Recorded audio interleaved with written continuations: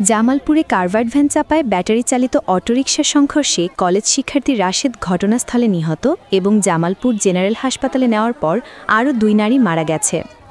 নিহত কলেজ শিক্ষার্থী রাশেদ সরিষাবাড়ির সানাকুইর এলাকার হায়দার আলীর ছেলে। এই ঘটনায় আরও 5 জন গুরুতর আহত হয়েছে। নিহত ও আহত যে পরিচয় এখনও জানা যায়নি। জামালপুর প্রতিনিধির তথ্যচিত্রে দেখুন বিস্তারিত।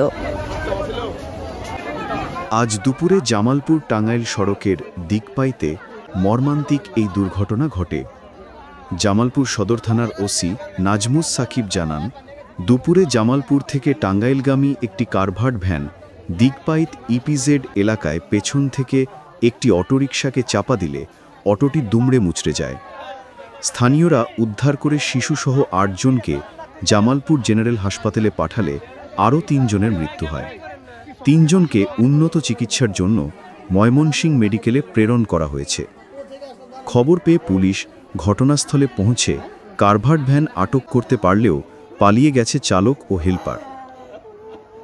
জামালপুর থেকে দিকপাইতগামী একটি কারভার্ড ভ্যানের সহিত বিপরীত দিক থেকে আসা যাত্রীবাহী ব্যাটারি চালিত ইজি বাইকের সাথে সংঘর্ষ হয়। উক্ত সংঘর্ষের সংবাদ পাওয়া মাত্র আইসি নারায়ণপুর তার সকল সদস্য নিয়ে হাজির হয়। পুলিশ সুপার মহোদয়ের নির্দেশনায় আমি সেখানে সশরীরে হাজির হয়ে অন দ্য স্পটে একজনকে মৃত অবস্থায় পাই, যার নাম রাশেদ। স্থানীয় জনতা অত্যন্ত দক্ষতার সহিত আহতদের চিকিৎসার্থে জামালপুর সদর হাসপাতালে প্রেরণ করে। চিকিৎসাধীন অবস্থায় 3 জন মারা যায় মর্মে হাসপাতাল কর্তৃপক্ষ নিশ্চিত করেছেন। অন্যান্য কয়েকজনকে উন্নত চিকিৎসার্থে ময়মনসিংহ মেডিকেল কলেজে প্রেরণ করা হয়েছে।